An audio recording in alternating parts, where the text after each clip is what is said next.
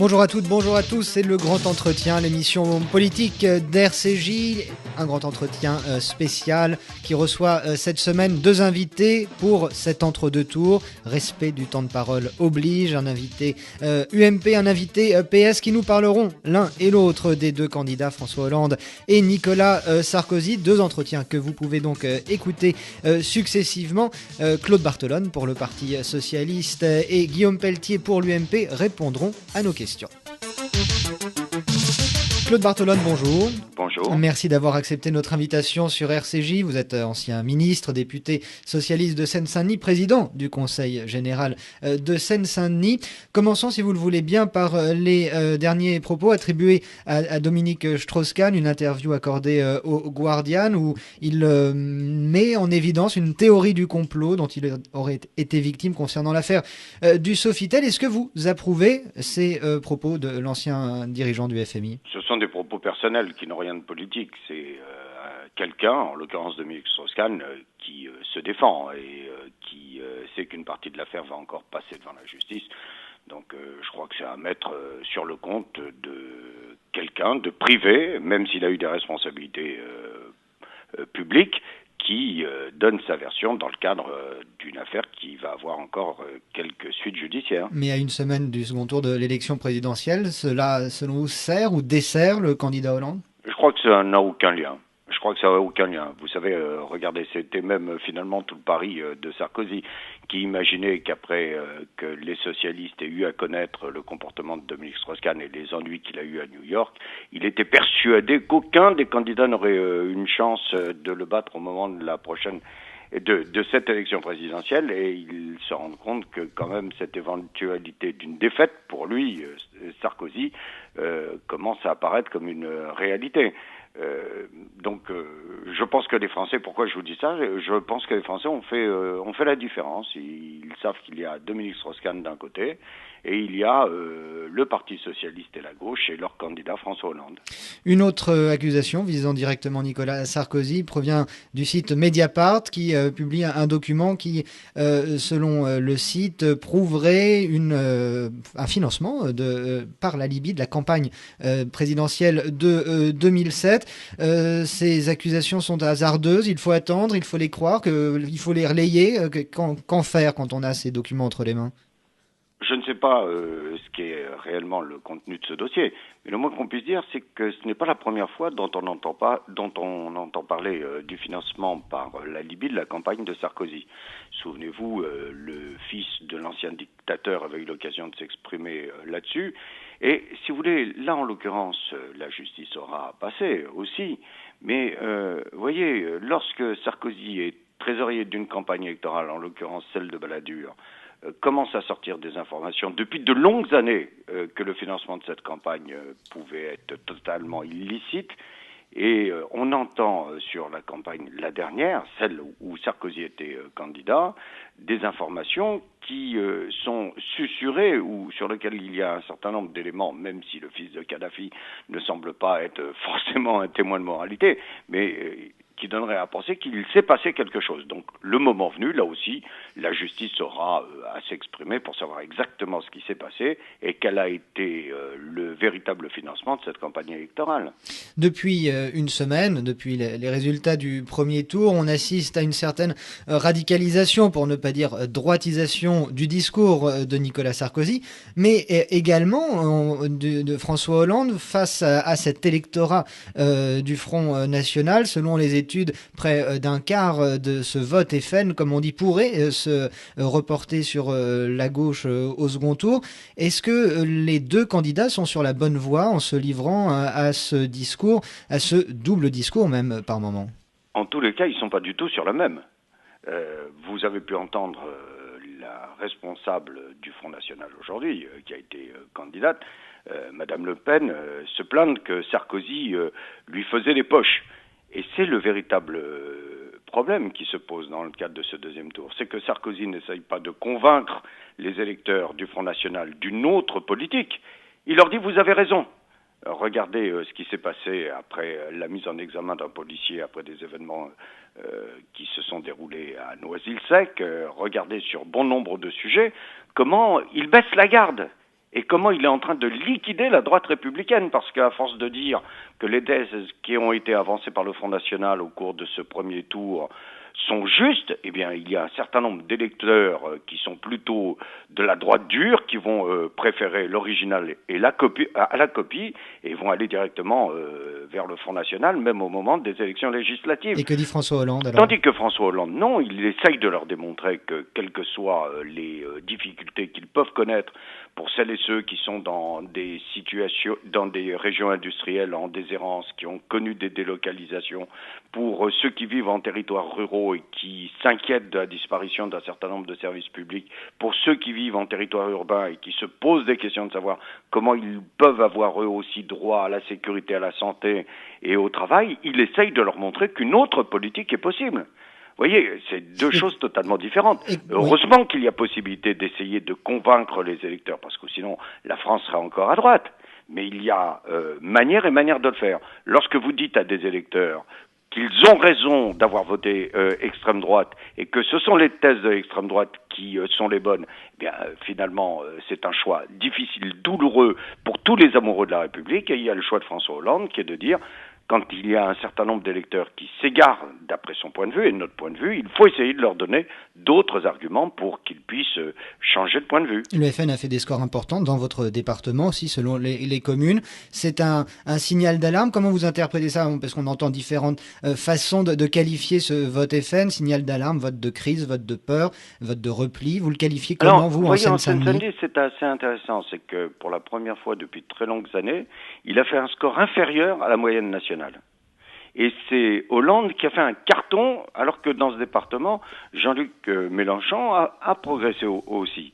Et donc on a un score extrêmement important, avec un score encore plus important, un score important de la gauche et un score plus important encore de François Hollande, ce qui prouve bien que ici, en Seine-Saint-Denis, face aux difficultés, les habitants ont décidé de se battre. Et c'est pour ça qu'alors qu'ils avaient le choix de tous les partis politiques, ils ont choisi le candidat de la gauche qui agit, parce qu'ils veulent s'en sortir. Ils veulent une autre politique sur l'école, sur l'emploi, sur la sécurité, sur le discours à tenir au niveau international. Et voyez, à l'inverse d'un certain nombre de régions et d'électeurs qui ont manifesté une inquiétude par rapport à la mondialisation et au cours de l'existence, ici, en Seine-Saint-Denis, malgré la dureté de la vie, nous avons décidé de nous battre.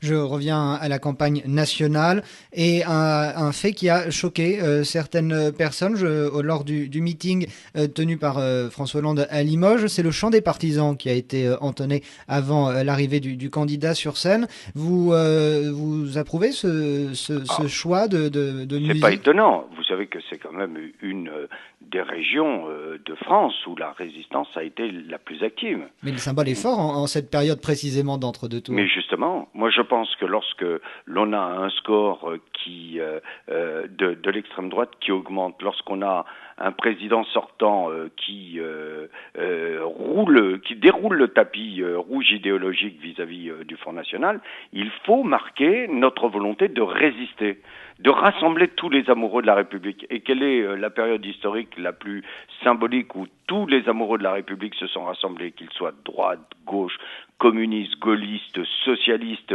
pour dire qu'il y a des dérives dans la société, bien entendu, bien plus terribles au moment auquel vous faites référence, où le chant des partisans est apparu. Mais vous voyez, c'est un petit peu comme la Marseillaise. Regardez, la Marseillaise, on la chante toujours, mais heureusement, c'était à une autre époque révolutionnaire. Eh bien, le chant des partisans, c'est aussi un chant d'espoir pour toutes celles et tous ceux qui aiment la République et qui veulent se prémunir de toute dérive. François Hollande a déclaré qu'en cas de victoire, il n'allait pas reconstituer les équipes d'hier, sont les termes qu'il a employés. Est-ce qu'il va pouvoir le faire? On sait que l'appareil, aussi bien au PS qu'ailleurs, les appareils politiques sont tout de même forts et puissants. Est-ce que François Hollande va pouvoir faire émerger de nouvelles têtes, de nouveaux visages, une nouvelle génération politique s'il accède au pouvoir? J'en suis persuadé, et je pense qu'il va pouvoir renouveler et chercher l'excellence en même temps. Parce que, vous voyez là, il faut que chacun soit conscient, et je sais que lui, il est conscient. Et on est conscient, pardon. Nous n'avons pas le droit à l'échec. Nous n'avons pas le droit à l'échec.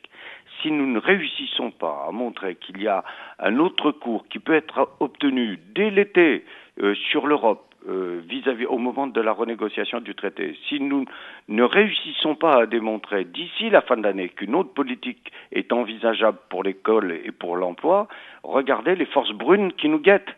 Et donc, je suis persuadé qu'il réussira à renouveler et prendre les meilleurs d'entre nous, pour reprendre cette expression, pour réussir à combler l'attente démocratique et l'attente de changement qui existe dans le pays. Une toute dernière question, Claude Bartolone, en 2 minutes. Les législatives, évidemment, tout le monde y pense. Après ce second tour, on dit que Jean-Luc Mélenchon aurait parlé avec Martine Aubry au téléphone hier et des circonscriptions à négocier entre le Front de gauche et le PS. Qu'en est-il? Est-ce que vous pouvez nous donner quelques orientations, quelques indications? Qu'est-ce qu'on dit au PS au sujet de ces accords, de ces alliances avec le c'est parti formidable. de Mélenchon? Et je pense que c'est un signal qui sera vraiment reçu d'une manière positive par tous les électrices et les électeurs de gauche, toutes celles et tous ceux qui aspirent à une nouvelle majorité.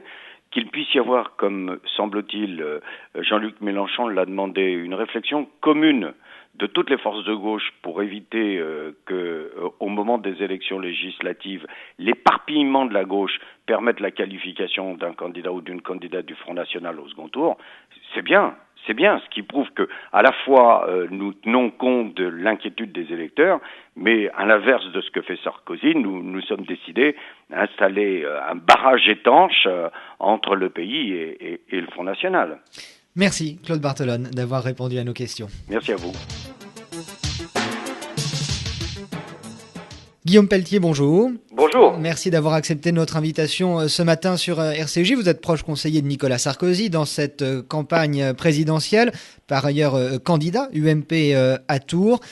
À une semaine du second tour de ces élections, de nouvelles attaques visent le président candidat. Dominique Strauss-Kahn est sorti de son silence. Dans un interview accordé à la presse anglo-saxonne, il évoque la théorie du complot dans la fameuse affaire du Sofitel de New York. Et puis il y a également par ailleurs le site Mediapart qui publie un document qui prouverait, selon lui, le financement, en tout cas en partie, à hauteur de 50 millions d'euros de la campagne en 2007 de Nicolas Sarkozy par le régime de Kadhafi. Alors dans l'ordre, si vous le voulez bien, quelle est votre réaction face aux propos de l'ancien dirigeant du FMI ? Oh, écoutez, pour Dominique Strauss-Kahn, la décence devrait lui imposer le silence. On sait très bien, à maintenant 7 jours du second tour de l'élection présidentielle, on voit progressivement l'ensemble des attaques vis-à-vis de Nicolas Sarkozy redoubler.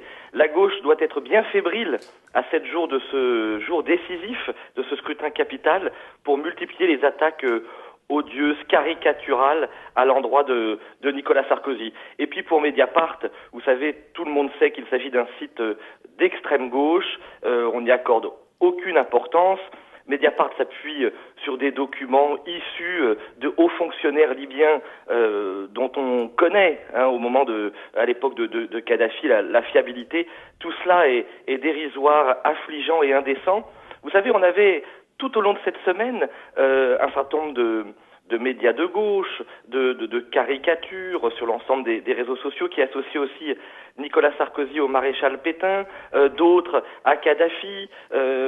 Certains élus du Parti socialiste parlaient même de la Seconde Guerre mondiale, de la collaboration, des Sudètes, de la Pologne. On est dans un délire généralisé et moi j'ai honte pour celles et ceux qui portent de telles accusations. J'ai honte en pensant il y a maintenant un demi-siècle à celles et ceux qui sont morts sous un régime absolument immonde. Comment peut-on oser comparer Nicolas Sarkozy au maréchal Pétain? Tout cela est indigne du débat public. Et plus globalement, hormis cette histoire soulignée par Mediapart, comment jugez-vous le ton de la presse? J'allais pas dire durant tout le quinquennat, cela a été peut-être déjà commenté, mais au cours de cette campagne et de ces dernières semaines.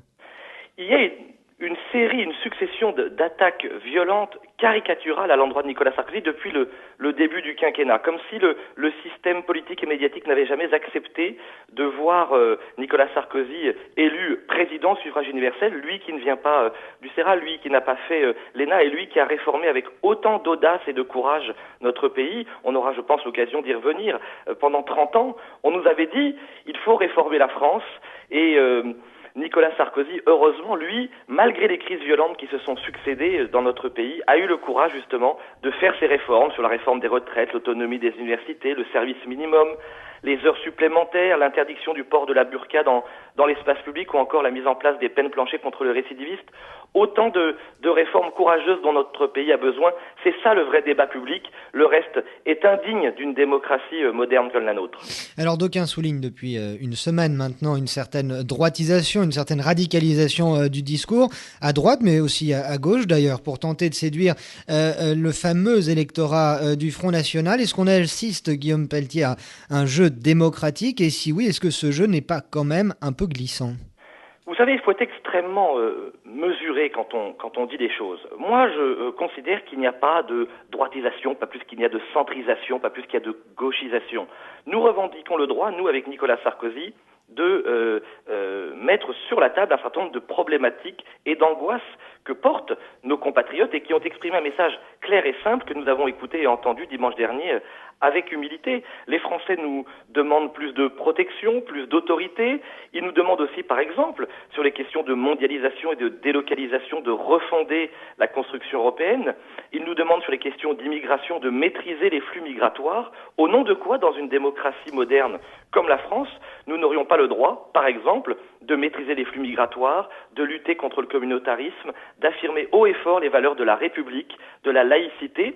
C'est notre responsabilité extrêmement forte avec Nicolas Sarkozy dans le cadre de cette élection présidentielle, dans la droite ligne de tout ce qui a été fait ces 5 dernières années et afin de tracer la perspective de la France que nous voulons dessiner ensemble pour les 5 prochaines années. Alors précisément, l'histoire de cette maîtrise des flux migratoires est largement au cœur du discours du Front National. Il a été abordé durant les premiers temps de la campagne présidentielle, mais il y a eu les autres sujets qui l'ont été. Il revient aujourd'hui sur le devant de la scène. Est-ce que c'est vraiment ce point qui est une priorité, à votre avis, une priorité numéro 1 pour les Français ? Mais comme d'habitude, il ne s'agit pas de dire que l'immigration est l'enjeu unique de cette élection présidentielle. Nicolas Sarkozy, depuis son entrée en campagne, a évoqué en long et en large les questions de mondialisation et de délocalisation, la promotion des PME et des TPE, la hausse du pouvoir d'achat nécessaire pour les bas salaires, vous savez, avec sa proposition de suppression de la prime pour l'emploi en échange de la suppression d'une grande partie des cotisations salariales. Les questions d'éducation, avec la sanctuarisation de l'école primaire, la remise à l'honneur de l'apprentissage et des savoirs fondamentaux au collège et au lycée, mais aussi, nous le revendiquons, le droit de maîtriser ces flux migratoires dans une période de crise.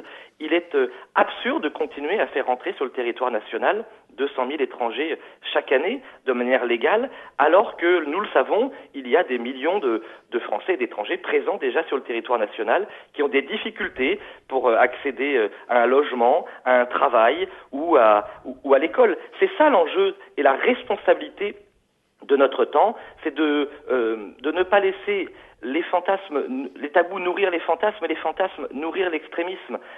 Tant que la classe politique mettra sous le tapis un certain nombre de problématiques dont s'emparent élection après élection nos compatriotes, alors nous ne réglerons pas la question de l'extrémisme. Nous devons entendre ce message et appliquer de manière républicaine, décomplexée et mesurer aussi un certain nombre de questions, comme la question de la maîtrise des flux migratoires et de la refonte, par exemple, du traité de Schengen. C'est l'honneur et la responsabilité de Nicolas Sarkozy que de ne pas fuir la réalité des problèmes que vivent nos compatriotes. On sent néanmoins un certain embarras au sein même de l'UMP sur certaines de ces questions, un embarras pour certains qui révèle aussi cette impression de manque d'union derrière le candidat, passé évidemment l'engouement des grands meetings et des grands discours. Est-ce que vous comprenez cette impression qu'on peut avoir parfois en entendant telle ou telle déclaration de responsables importants du parti?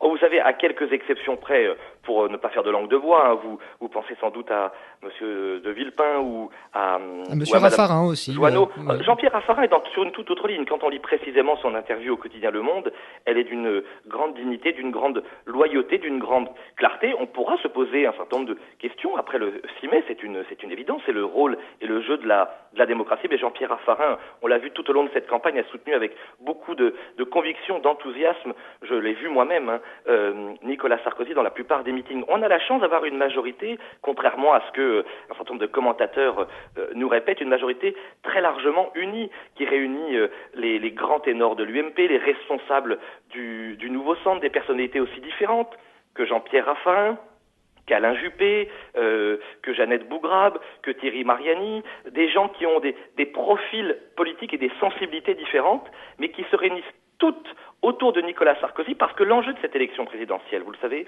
l'enjeu de cette élection présidentielle, c'est de savoir si c'est François Hollande ou Nicolas Sarkozy. C'est un duel. François Hollande ou Nicolas Sarkozy qui va l'emporter dimanche prochain. À qui allons-nous confier les clés de la Maison France pour les 5 prochaines années? Et nous considérons que les enjeux sont capitaux à maintenant 7 jours. C'est d'un côté, avec Nicolas Sarkozy, la valeur travail, la République face au communautarisme, l'autorité de l'État, la réforme dont notre pays a besoin, la crédibilité, la stature, l'étoffe présidentielle, et de l'autre, avec François Hollande, l'assistanat, le laxisme, le communautarisme, avec entre autres cette proposition absurde et très dangereuse d'accorder le droit de vote et d'éligibilité aux étrangers sur notre territoire.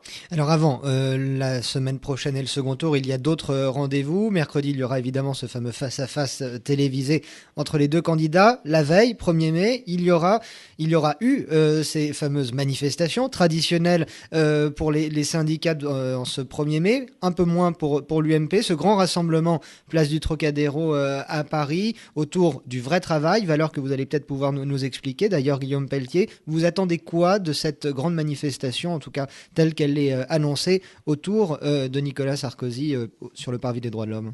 Vous savez, c'est un moment effectivement très important dans le cadre de notre campagne, comme aujourd'hui, le grand meeting de Nicolas Sarkozy à Toulouse, et puis ces meetings décentralisés avec l'ensemble justement des personnalités de la majorité présidentielle pour démontrer que la majorité est plus unie que jamais.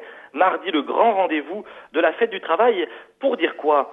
Pour dire que face aux minorités bruyantes, face à celles et ceux très minoritaires qui manifestent sans cesse par conservatisme contre les évolutions nécessaires de notre société, la réforme du droit du travail, la réhabilitation de la valeur travail, nous voulons rassembler et réunir la majorité silencieuse, ces petits patrons, ces chefs d'entreprise, de PME, de TPE, ces artisans, ces commerçants, ces salariés qui, eux, ne demandent jamais rien, mais qui se lèvent tôt le matin, qui se couchent tard le soir pour faire vivre notre pays et le faire entrer dans le nouveau monde, parce que nous sommes entrés dans un nouveau monde, et les Français, je le sais, je le sens, dans leur majorité, l'ont compris, et nous rassemblerons à cette occasion autour de Nicolas Sarkozy la France qui travaille face à la France qui manifeste.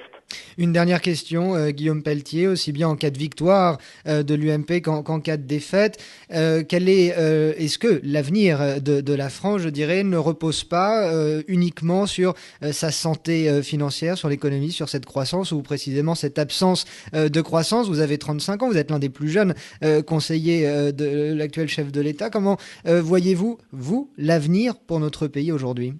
Je suis assez d'accord avec ce que vous venez de dire. Vous savez, on a la chance, nous, notre nouvelle génération, d'être entrés progressivement dans un nouveau monde. Le siècle n'a pas changé en 2000, il a changé avec les crises violentes que nous avons connues, la crise économique, la crise sociale, la crise financière, la crise géopolitique, la crise du terrorisme, la crise des matières premières, la crise du nucléaire. On pourrait en parler pendant des heures et des heures. Et on a justement cette occasion et cette opportunité, aux côtés de Nicolas Sarkozy, d'entrer dans ce nouveau monde et de ne pas rater le rendez-vous de la croissance, de la compétitivité. Ça n'est pas en créant à nouveau des milliers d'emplois publics, ça n'est pas en dépensant 21 milliards euros de nouvelles dépenses, comme le propose François Hollande, que nous pourrons entrer dans ce nouveau monde. François Hollande, c'est le dernier socialiste européen, c'est le conservateur en chef du Muséum socialiste européen. Ça n'est pas la solution. Le Parti socialiste n'a pas compris qu'on avait changé de siècle. Or, le monde a changé, l'Europe a changé, la France a changé, même Nicolas Sarkozy, on l'a vu tout au long de ce quinquennat, a changé, mais le Parti socialiste n'a pas changé. Alors moi, j'appelle mes compatriotes, justement, à faire le bon choix, avec lucidité et clairvoyance. L'enjeu n'est pas de savoir si on aime ou pas Nicolas Sarkozy, moi j'ai beaucoup d'estime pour lui, mais de savoir si on aime ou pas la France. Et si on aime la France, on ne peut pas ne pas voter Nicolas Sarkozy, qui est le seul capable aujourd'hui de nous faire entrer dans ce nouveau monde. Ce sera le mot de la fin. Merci Guillaume Pelletier d'avoir répondu à nos questions.